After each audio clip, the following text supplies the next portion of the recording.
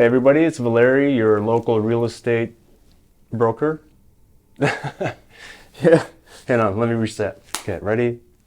Hey everybody, it's Valeriy, your local realtor here in the Charlotte area, and I'm sitting with my friend and colleague, Dan Wooten with Wooten Surveying and Associates.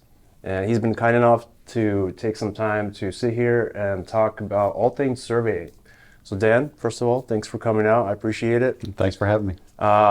We just spent some time catching up, finding out how things are going for you. Sounds like you're still staying very busy, which is good. And, for me, I'm always interested when I talk to people such as yourself, like what the origin story is or how you got into what you're doing right now.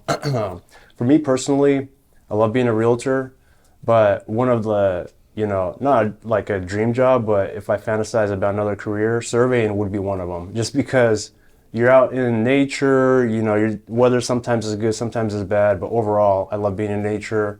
You're dealing with, some technical, intellectual aspects of it, and helping cut up, draw up different lots and create stuff like that. So I feel like it's a very rewarding career.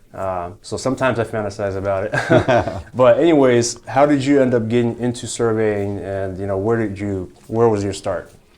Well, I was in education. Graduated from App State, and I was a math teacher in Union County and at Sun Valley and Forest Hills, and did that for several years. And then I got married and started having kids, and I needed to make a change. My wife was staying home with the kids, and so I went and talked to my parents and tried to brainstorm a little bit. And surveying came up. We had a guy I went to church with who was a surveyor. And so this is before the internet. So I went to the library, got a couple of books on land surveying. And this is what years approximately? This is in 97. Oh, wow. 96, 97. Before the benefit of all the technology that's used these days. That's right. Oh, wow. That's right. And so I didn't know anything at all about surveying. Yeah. And so, like I said, I went to the library and I called some guys up and stuff. And it's like you said, it has a good combination. And being a math teacher, I like problem solving. And surveying has a lot of that in there, but it has, you're out in the field. You got the office work. You got cutting edge technology with the equipment in the field. And exactly. AutoCAD. The toys you get to play with. Yeah, and you work with people from a laborer all the way up to a CEO of a massive company. Yeah. And so you have this gamut of people that you work with, which really enjoy that. Yeah. And so I thought, man, this fits my personality type, man. I think I would like this field. And I called a lot of surveyors, and they all seem to enjoy it, as opposed to talking to other teachers and principals. It's like, man, this is this is not the most enjoyable job in the world. That's a good strategy. Call the people that are doing it, see how they feel. Right. Now, I really like education. I like being around kids. And I like coaching. And those are some great years and stuff. Yeah. But in terms of just the satisfaction out of being a vocation, surveying has been a much better fit for me, and I've really enjoyed it. And so in 97, I went to school at Central Piedmont to get an associate's degree and worked for a firm out of Charlotte. And once I got that associate's degree, I was able to sit for my license in North Carolina at that time. And so I got licensed in 2001. And I ended up opening up a branch office in Indian Trail for that firm out of Charlotte, R.B. Farr and Associates, a large surveying firm in Charlotte. Yeah, I've heard of them. Yeah, it's a good firm. And learned a lot through them. And then did that office work as basically vice president for that company, and ran that branch office until 2008. And that's when the economy dropped off and a lot of work went down. Everything construction related. And at the same time, at that time, I got out of surveying and went back into education. So I became a head of a small Christian school in Pageland, South Carolina. Oh, wow. South Point Christian School. Did that for 4 years there. Really How big was the school? Probably about 200 kids on average. And you were the head over all of it. Oh, wow. That's pretty cool. Yeah, and it was through First Baptist Church Indian Trail was association with, at that time, with that school. And my kids were still young going through, and so they went down there. Then did that 4 years, and then took a job as a middle school principal at Metroline Christian Academy in Indian Trail. Wow. Okay. And then right before I turned 50 in 2018, I decided I wanted to start my own business. Man, nice. So, never too late, right? That's right. That's cool. So I piddled with surveying in those years, but that was a 10-year hiatus a little bit. In terms of full time. Yeah. Well, and the fact that you got started before the technological boom and how everything changed, I mean, I think that lays a certain groundwork and foundation that maybe newer surveyors might not have. That's true. And before we move on, I was just going to ask before I forget, what is the process for being able to be, call yourself like a surveyor and put the stamp down, or get to that point? Like, you have to be licensed, so it's regulated by every state has a regulation board that regulates. A surveyor license. That's correct. And how do you get a surveyor license? It's a combination of education and experience and passing the exams. So a certain amount of years of education? That's right. Is there a minimum?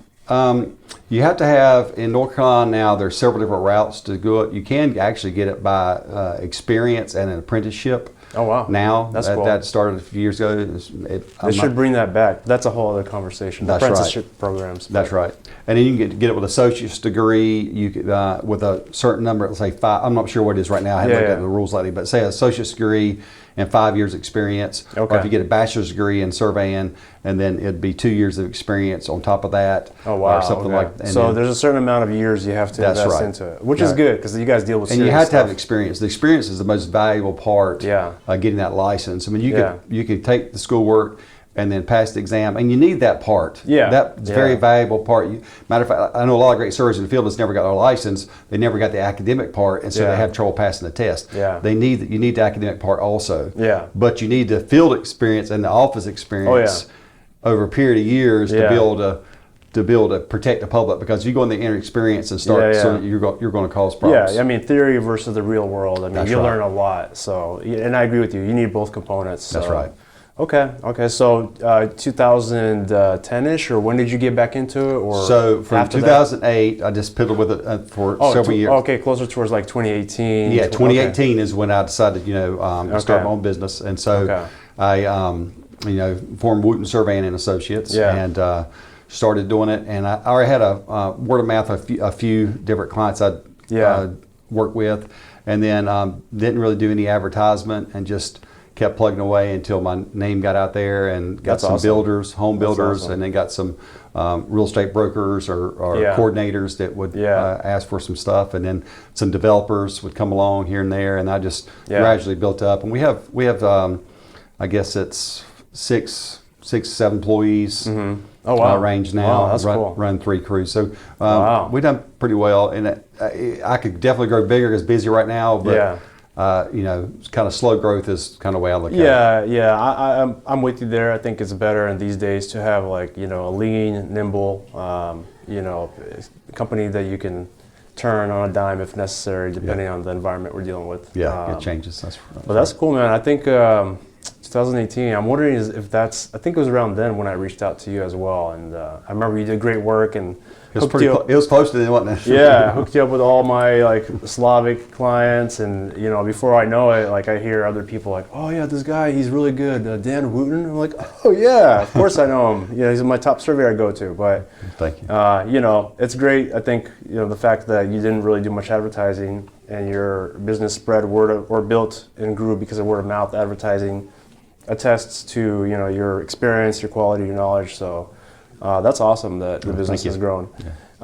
So that's all interesting stuff. I appreciate you sharing kind of your background, your origin, and going to the surveying itself, technical aspects of it, and questions about it for buyers and sellers, but I guess mostly for buyers. Why would they need a survey? Why would you recommend a survey? It's something I always recommend. Not everybody opts for one, depending on the situation.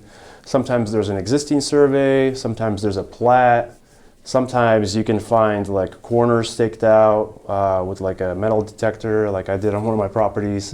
But which again, you're risking it because if you're not a surveyor, you don't know if those stakes are the correct corners. So, sometimes people don't get surveys, but most often I do recommend they do get them. And from your perspective as a surveyor, why would you recommend buyers get surveys for properties? I would definitely recommend getting a survey, and for several different reasons. That you get a document showing what you have, and you get marks out in the field so you can determine exactly what is your corner. And it's like I said, sometimes if you got a property and you think you know where your 2 back corners are, and then you say, well, I'm going to build a fence for here, and you want to pull that corner. Well, it comes to find out after you build the fence that wasn't your corner. It was the guy behind you. His lot line was coming into your back line. It was 4 feet over. Yeah. And now you build a fence that's 4 feet over on your neighbor. Yep. And it could create problems. So you really have to understand and know what you have, and the surveyor will show you that. Not only in the field, but also with the mapping that you can keep and refer to later on in the future. I think it's a good investment for your property. If you spend all that money for a property, it's nice to know what you have, and you could reference that map in the future for other things. If you're investing that much money into a property, I mean, like that's the minimal thing that you could do. You just button it up, and in the future, if there's resale, it'll help with that, because you can provide, here's this, and a more clear picture of the property. And not to mention bringing up any potential existing encroachments and prevent, creating encroachments. So part of that job of doing a survey, you're surveying that line, and you're actually looking for those encroachments to show them. Okay. And so by our statutes, we're supposed to show any encroachments along that line. So we look for the fences or sheds or buildings or anything along those lines. We try to locate and map those things so that a person's aware of them. We don't particularly do ownership. Like sometimes we'll shoot a fence and they'll say, "Is that our fence or neighbor's fence?" Well, I don't really know whose fence it is. But I'm showing you can't make any claims to that. You just it know crosses where the boundary line It crosses the line, and this fence is over. Yeah. And sometimes it's easy to tell, and sometimes it's not. You know. But we definitely want to show those encroachments so people know what they're getting into and the expense that they will incur once they purchase the property and to fix this situation. Exactly. Not to mention, potential disputes, issues with neighbors. It's interesting, the example you brought up, and one of the questions was going to be, as a surveyor, what's the craziest boundary dispute or issue that you've seen come up? And before you answer that, I'll answer it from our perspective, because it was a property you were involved in surveying. You uncovered an encroachment for one of my clients. It was multiple acres. I'll try to be vague here so nobody can zone in on which property it was. Right. Anyways, did the survey. Come to find out, the neighbors probably had happened what you mentioned. They saw some old flags wrapped around some trees and maybe some stake, but and it was all faded, and they assumed that was the property line, and they built according to it. And come to find out, their fence encroached into my client's property a good 50 feet deep at the worst spot. I remember that job. It was a lawn fence, and then within the area that they fenced in on my client's property, they built a chicken coop, got all this stuff set up. And, we fortunately had some money in escrow to help deal with the situation before we closed. They went forward with closing on it. And the unfortunate part of it, the neighbor turned out to be a complete, I know the term is getting retired, and I'm sorry to all Karens, but she was that kind of lady, freaked out, was completely just rude and disgusting towards my clients. It escalated into a legal dispute. And this is the crazy part. The attorneys were asking my clients to prove that neighbor's fence was not there for the last 20 years. And we're like, what the heck? Like, we have to prove a negative? Or it was weird. So we were looking at old pictures, GIS pictures. In the end, the way he settled it was kind of like the old country method. They warned the police department ahead of time. And then in the morning, they just all came out, him and a couple of buddies, and just in 30 minutes, chopped down everything that was on his property and finished right when the police officers pulled up. It was not a comfortable or fun scene for anybody. I wouldn't advise that. But in the end, they got that fence off, and now it's up to the neighbors to prove that it's, now the onus is on them. But that was one of the worst situations I've been in my 19 plus years as a realtor, and fortunately, a survey helped find that issue to begin with. So my clients were able to get a substantial amount of money from the seller to help deal with this. And in the end, it didn't come out of their pocket to deal with this, but that kind of stuff won't come up if you don't do a survey. So from your years of doing this, I was just wondering if you've seen anything really crazy that a survey helped uncover. Yeah, and pretty frequently. Oh, wow. Okay. Yeah, so, first of all, when someone has property, whether they think whether it is their property or they think it's their property, they're very protective of that, and rightfully so. And so, and a lot of times people it gets personal sometimes. That's right, because they want to protect what's theirs. They've got a big investment in it, and so they want to protect that property. And so if they feel the line is here, then they're going to protect it. But sometimes because they didn't get surveyed, or because it's been so long, or someone said it's over there and it's not, then they have a wrong perception. And so that survey helps clarify that and gives direction to where it is, because we base it on not only the corners of the property we're surveying, but we check other properties beside it and check the ties and make sure it matches up with their recorded deed or however it was recorded in the past. And so a lot of times you'll get some pretty emotional people on properties, and we have to deal with a lot. I mean, where we've had dogs sicked on us. We've had a gun pulled on us. Wow. You know, people are very upset. Crazy. But the surveyor we're neutral. Even though we may be doing a survey for this property, we don't have a dog in the fight, so to speak. But we want to make sure that we're protecting the public. So we're checking it for both. So we want to make sure that survey is correct, and they can rely on it and have confidence in it. And so when people get upset, you know, we try to explain that to them, and we try to point out the evidence that we have for our decision making. And then sometimes people may not agree with my survey, and they may hire a different surveyor. They don't have a dog in the fight. They're going to do their professional best. And then you take those two, and if it still comes to it, you have to go to court, and a judge may have to decide. But it does happen more often than you think. That's crazy. And it's interesting how you said protect the public, and you know, that just made me think about how what you guys do as surveyors, it's so fundamental to, like, you know, it goes deep to like our rights as humans, you know, our rights in America, you know, because it all starts with property ownership. And having clear delineations and, you know, robust standards that are the final authority on, okay, this is where the property boundary line is so important. So, I mean, that's a good point. I never really thought about it from that way, but thank you. You're a hero. I'm just kidding. No, but it is serious, like, as far as, you know, making sure that is a clear and distinct boundary, and this is what it is. Because coming from, you know, I'm from Russia originally, and having traveled all over the world, like, I can see how that can easily be corrupted or manipulated. So it's a blessing that we have guys like you that are able to go out there, and if there is a dispute, like you said, another surveyor can be hired by that party, and that surveyor will also, he's not going to be able to like fudge the numbers or anything, because it is what it is. I mean, for the most part. Obviously, there's stuff that comes up that's like, what's going on here? There's mistakes that happen, but for the most part, you guys usually come out with the same results.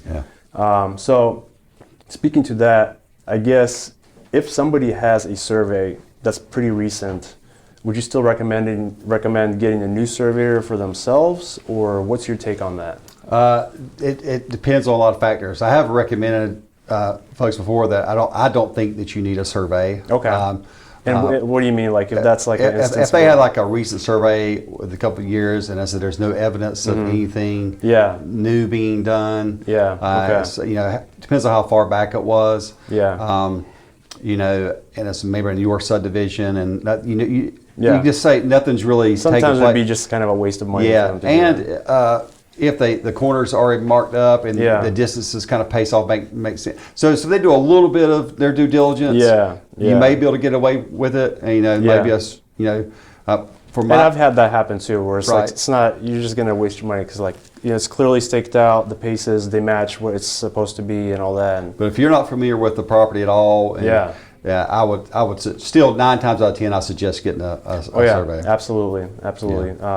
You know, and I guess one question I had is, do you ever run into issues with overlays that the county, so, you know, we live in the age of technology. The benefit to that is so much information is available to us instantaneously, but there's stuff that comes up that is erroneous, incorrect. GIS, the spatial data website that each county has, anybody that wants to get onto it can just search the county name and then a GIS. That's right. And that'll bring up a portal that has all this property information. And sometimes there's weird stuff where things don't line up, or there's like missing pieces. I remember a development that I did in Union County, or on Union Road in Matthews. We split up that land, and there's like one little corner piece that just was, when you clicked on it or tried to find any info, it was just vacant or a ghost or something, and there's weird stuff going on over there. And I'm just wondering, how often do you encounter that, and how do you deal with those kind of situations? I remember that situation because it's on the county line. And you know, to add, it was between two counties. That was a tricky situation with that, finding the information for that. But we got done. The GIS, it is not survey accurate in terms of like a lot of people turn it on, and they'll turn the aerial, and the aerial is skewed on. So it looks like my driveways across the property line. Don't ever utilize it as like the go all be all, but it's a good for like an approximation. That's right. Exactly. That's right. And there's a lot of good information on that. Yeah. Definitely, and we use every day. We use GIS every single day. We pull a lot of information off there and those type of things. But a lot of times, not only a survey. Now, when we do a regular survey, we don't do a title search. Mm-hmm. We survey the most recent deeds and our subject deed up.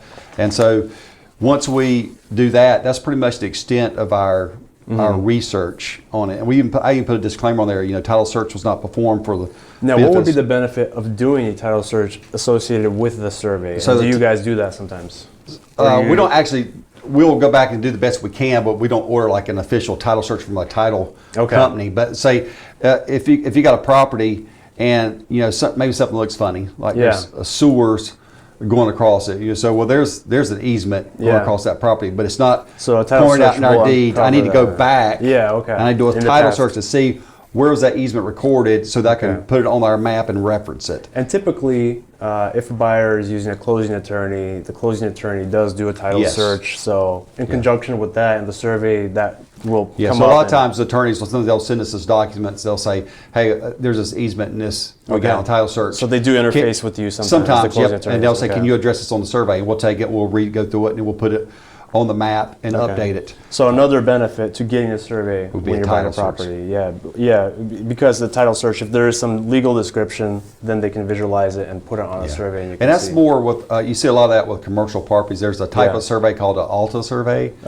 And that includes a legal title search done by a title company that is sent to the surveyor, and we go through that and address that on the survey. So that's more common with commercial properties rather than residential. Commercial industrial properties when they're selling stuff. And do you do surveys for those types of properties? We do all the surveys. Okay, good to know. As far as encroachments, I'm curious, did you ever encounter any crazy encroachment where it's like a building is over the property line or anything, or is it usually just like a fence or a shed or something like that? It's most times fences and sheds, those type of things. A lot of times driveways. Because from the example we shared earlier, like they may pull a string from a back property corner they think is theirs, but it's the neighbor's, and they pull it to the front corner, and then they build a concrete driveway. Now it's 4 feet and even if it's off like just 1 foot over a long distance, that 1 foot, becomes many feet off. So that's right. Yeah, that's exactly right. Okay. As far as the types of surveys, we discussed with the title search, without title search. What about different types as far as like elevation surveys or flood surveys?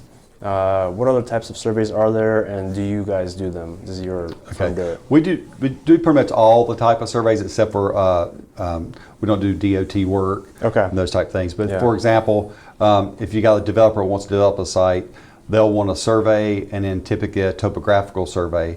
So we'll go out and shoot elevations on that and map out contours for that property and utilities, those type of things, and then they'll send that to the developer. Their engineer will develop the site and then make out a plan, all that kind of stuff. So we do the initial part of that of developer will on planning site. Of course, so the site development itself, you guys don't do that. You do that. You send that to the engineer. That's correct. We do not do the site development. Unless it's very, very simple. But if someone's putting in a road, if it's something basic for like a residence or something, you can tackle it. That's right. Like say I've been an addition to my house, we'll do a plot plan for that and show where the addition's going to be. But for a big development, where they got roads, those type of things, we don't. You need the engineers involved in that. That's right. And then we'll do construction staking. So once that site gets to the point where we're ready to start developing it, then we would take the engineer's file and then we'd go out and we'd stake that on the ground at the right spot where they want things with the proper grades and elevations. And so we do construction staking. And we do that for a subdivision or a shopping center or a restaurant. So you'll do it for entire subdivision. It's not necessarily just like one lot. That's correct. That's correct. And then we do individual builders who buy individual lots, and we'll go out there and stake their house that they're building to sell. So we do construction staking on that level too. Okay. Elevation certificates, like if a person's next to a creek in a floodplain, maybe the insurance will require a elevation certificate to make sure if they're going to have flood insurance. We do flood elevation certificates. Yeah, I remember you helped me with one in Mint Hill area where I need that confirm that floodplain elevation. So that was something new that I dealt with, which you helped out as well. So I guess it runs the gamut what you can run into with the requirements for either a development or the county. So you guys cover all of that except DOT work. Yeah. Okay, that's good to know. There's a couple questions here. I just want to pull this up real quick, just so I don't forget them. So the difference between working in different counties, what's your take on that? Here, Charlotte, City Center, Center City, most of it is in Mecklenburg County, and that's one of the most demanding, difficult counties. Regulated, that's the word I'm looking for. Yeah. And I was just curious what your perception and experience is working in that county versus some of the more, I wouldn't say lax, but more easygoing counties surrounding it, like Union County, Stanley, Cabarrus. The challenging part with a surveyor or anybody dealing with land is you're dealing with the different municipalities, the counties. They all have different development ordinances. And then the cities within those counties also have overlays that you have to look out for. And you got different personality types in all of these. Yeah. So you can deal with people that are very helpful. Yeah. Say, man, we're gonna help you get your project done. That's the way they feel. Yeah. Then you go to another place and it's like, man, I'm not gonna let you get this project done no matter what you do. Yeah. That type of attitude. Funny. It's very that makes a huge difference. It does make a huge difference. And so it depends on where you're at and who you're dealing with. And most of them are very helpful. Most of them are stuck to the letter of that ordinance, and it sometimes doesn't have common sense, things. Yeah. So I'm a little concerned with the amount of regulations. They get more and more every year, and more restrictions on private property, and I'm a big private property type of person. Oh yeah. And so it frustrates me a little bit in terms of the control that the municipalities and the counties have over personal property. But that's just my pet peeve. But I mean, it means a lot coming from a surveyor. Yeah. And so we work with as best we can, and we try to, and to work together as a team to get done what folks want to do with their property. Yeah. And most of the time, very, very helpful. Yeah. And so whatever county it is, I mean, ultimately you'll get it done. Some are just, more of a pain. But some it may take 2 weeks to get a little small plat recorded. Some places ends up taking 6 months because it's just jumping through hoops to get something simple going through that right now. Right. Yeah. So it just depends. Yeah, and the whole thing about regulation, you could argue both ways. It's hard to find balance. Yeah, there's a balance. There has to be regulation, but there needs to be a balance and not overreach. Exactly. Too much bureaucracy and red tape, could just clunk up the system and cause harm. But undue expense when you're trying to get something done. Okay, so technology. You started pre any of this technology when it was a good old paper and pen, and now we have the internet, we have GPS, we have all these toys and tech that have come through with even more exciting stuff on the horizon. So. Just wondering what your take on that is. Like, what's the latest kind of tech that you've seen that you're excited about as a surveyor, and what kind of technology do you guys utilize to do the survey? Okay, so we use robotic total stations, which basically is when you see a surveyor on the field with a tripod and a thing on top. That's a total station. The robotic total station is a robotic. Total or total? Total station. Okay. I mean, it turns angles and shoots distances. Okay. But since it's robotic, it turns without a person behind it to turn it. Wow. Okay. That's so cool. It rotates. So it follows your prism around to get the shots. And so you have to have a clear line of sight. You can't have like trees or branches in the way. That's correct. So how do you deal with that kind of thing? We carry a machete on us all the time. Oh wow, man. So we cut line. No wonder you love surveying. You get to play with tech. You're in nature and you're swinging around a machete. Exactly. Every boy's dream. But anyways, that's pretty cool. Yeah, just don't cut down someone's dogwood tree by mistake. Whoops. Got a little too zealous there. Sorry. That's cool. So that is one of our main tools that we use, and And then we also use GPS base and rover system, and so that uses the satellite. A GPS-based what system? Base and rover. Base and rover. Okay. Yeah. And so basically, it's a GPS receiver. Okay. And it gives us our location. And how accurate is it? Like to the foot, to the inch? With a centimeter accuracy. Wow. Horizontal. Really? The vertical maybe. If it's horizontal. If horizontal, vertical is probably a couple centimeters. Wow. And so I mean, either way, that's amazing. Yeah, it is amazing. And you don't have to have a line of sight. Yeah. For the GPS, but you can't be in like a lot of pine trees and stuff. It didn't pick up. Certain tree cover will prevent it. You got the tools, different tools. Yeah. What's coming up? We just got back from a conference, and it seems everybody's talking about the LiDAR, and so there's different things now. You can handheld LiDAR. You can walk around. It takes millions of shots at one time, and you have a point cloud. And so that's coming up. It's not to the point where it's cheap enough and fast enough for people like me and my size business to use. But some of the bigger firms are using it all the time. The people doing the aerial topographicals are using the LiDAR all the time. So that's exciting. It's coming up. I talked to somebody, coincidentally, I didn't even know this, that's in that industry specifically. And he does I don't know if it's drones or what, that fly through and do the LiDAR. And he was also says it can do amazing stuff, but the computational expense, the processing, it's so expensive and cost prohibitive that it's only for really big firms at this point. Right. But you think eventually it'll, just like with all tech, it'll get cheaper. It's coming down. It's becoming more affordable and faster to process. So what is that exactly? Is it like a drone that just flies above you and shoots down?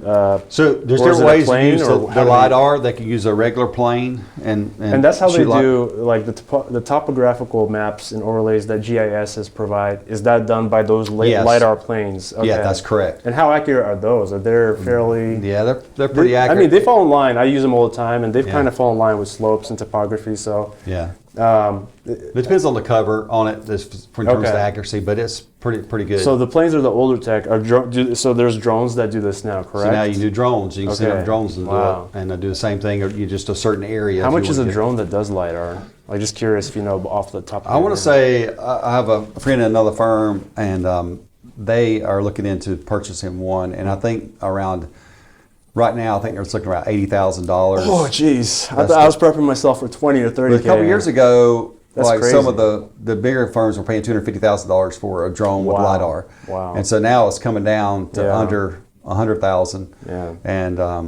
And so I think with the next few years, it'll keep. And those drone LiDARs, are they more accurate or the same as the plane LiDARs? I would assume more because they're closer. Same accuracy. Same? But you still got to have a survey. You got to set control out on the site. Okay. And then pull it all together. So there's a lot of processing math behind it. To do it. But that's cool. That's exciting. It's just as accurate. Yeah. Any other tools besides those, or is that the main ones for as far as technology goes? For those are the main ones right now. Okay. There's photographical stuff. They got things where you could take your phone and scan a thing, and then you could use that to get distances and different things like that. Yeah, I saw that recently on a phone for construction. They can measure inside. And it's fairly accurate, so that's cool that they have that. The LiDAR and the photogrammetry stuff is kind of the big thing right now. Yeah, that's pretty exciting. Yeah. And scary. But, all right, so let's see. I know you got to get going here, so we'll wrap this up with just a few final questions. Sure.